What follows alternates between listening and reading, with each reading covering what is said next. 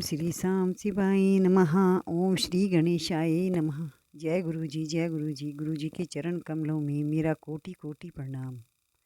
गुरु जी ने जो ज्ञान दिया कि शिव पुराण पढ़ना है, उसके अनुसार मैं 2 बारी शिव पुराण पढ़ चुकी हूँ और मैं तीसरी बारी शिव पुराण की कथाएं पढ़ रही हूँ।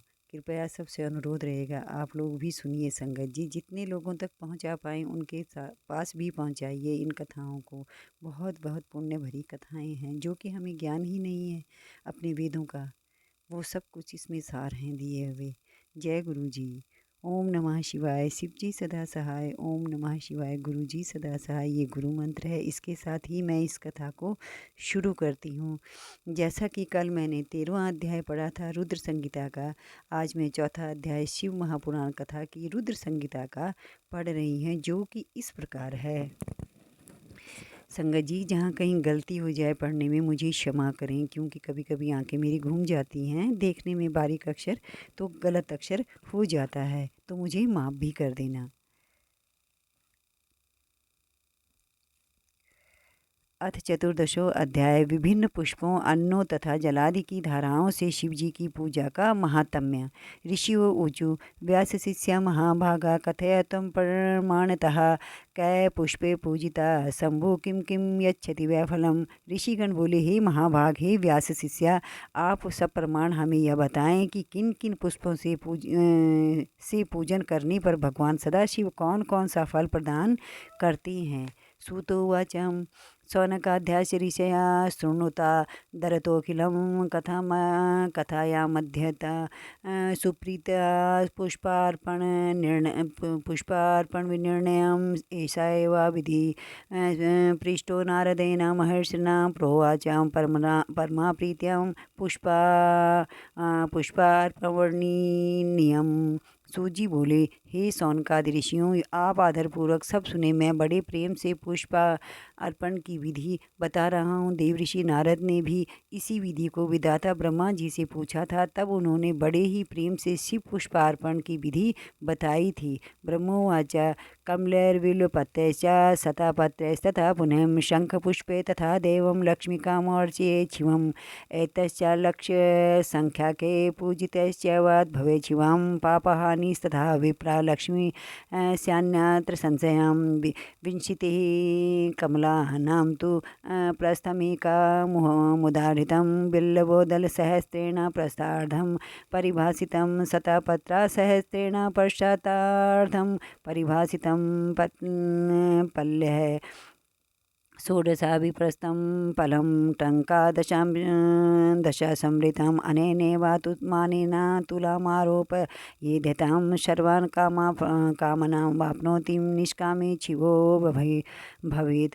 राजस्य कामको यो वे पार्थिवानां च पूजयां तोषयेत् शङ्करं देवस् दशकोट्या मुनीश्वरं लिङ्गं शिवं तथा पुष्पं खण्डं तण्डुलं तथा चर्चितं चन्दनेनेवं जलाधारं तथा पुनः प्रतिरूपं तथा मंत्रं बिल्वदलान्मनोत्तमम् अथवा शतापत्रं च कमलं वा तथा पुनः शङ्खपुष्पैस्तथा प्रोक्तं विशेषेण पुरातनें सर्वकामफलं दिव्यं परात्रेहापि सर्वतां धूपं दीप्तं च नैवेद्यामर्धं चारार्तिकं तथा प्रदक्षिणा नमस्कारं क्षमापना विसर्जनीं कृत्वा सांगं तथा भोज्यं कृतं येन भवेदिवं तस्य वै सर्वथा राज्यं शंकरं प्रति दाति च।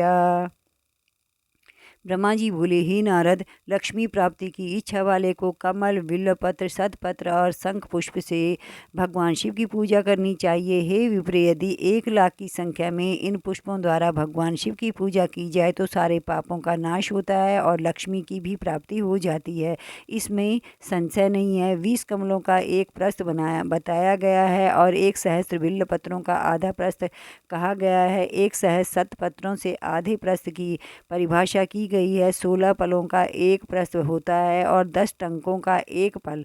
जब इसी मान से पत्र पुष्प आदि को तुला पर रखें तो वह संपूर्ण अभीष्ट को प्राप्त कर देता है, और यदि निष्काम भाव से युक्त हैं तो वह इस पूजन से शिव स्वरूप हो जाता है। हे मुनीश्वर, जो राज्य प्राप्त करने का इच्छुक है उसको 10 करोड़ पार्थिव शिवलिंगों की पूजा के द्वारा भगवान शंकर को प्रसन्न करना चाहिए। प्रत्येक पार्थिव लिंग पर मंत्र सहित पुष्प खंड रहित धान के अक्षत और सुगंधित चंदन चढ़ाकर अखंड जलधारा से अभिषेक करना चाहिए। तदंतर प्रत्येक पार्थिव लिंग पर मंत्र सहित अच्छे अच्छे बिलपत्र तथा शतपत्र और कमल पुष्प समर्पित करना चाहिए। प्राचीन ऋषियों ने कहा है कि यदि शिवलिंग पर शंख पुष्पी के फूल चढ़ाए जाएं तो यह इस लोक और परलोक में भी सभी कामनाओं का दिव्य फल प्राप्त होता है। धूप दीप नैवेद्य अर्घ्य आरती प्रदक्षिणा नमस्कार क्षमा प्रार्थना और विसर्जन करके जिसने ब्राह्मण भोजन करा दिया उसे भगवान शंकर अवश्य ही राज्य प्रदान करते हैं। जो मनुष्य सर्वश्रेष्ठ बनने का इच्छुक है वह उपर्युक्त कही गई विधि के अनुसार उसकी आधे अर्थात 5 करोड़ पार्थिव शिवलिंगों का यथाविधि पूजन करे। कारागार में पड़े मनुष्य को 1 लाख पार्थिव लिंगों से भगवान शंकर की पूजा करनी चाहिए। प्रधान्य काम को योवे तदार्थेनार्च ये पुमान कारागृह गतो योवे लक्ष्य नैवार्च ये धर्म रोगग्रस्तो यदा स्यादय तदार्थेनार्चे शिवम कन्या कामो भवेद्धो वे तदर्थेन शिवम पुनः। यदि रोगग्रस्त हो तो उसे उस संख्या के आधे अर्थात 50,000 पार्थिव लिंगों से शिव का पूजन करना चाहिए। कन्या चाहने वाले मनुष्य को उसके आधे अर्थात 25,000 पार्थिव लिंगों से शिव का पूजन करना चाहिए। विद्या कामा तथा या वे स्यातार्धेनार्चे शिवम वाणिकामो भवेद्यो वे घृत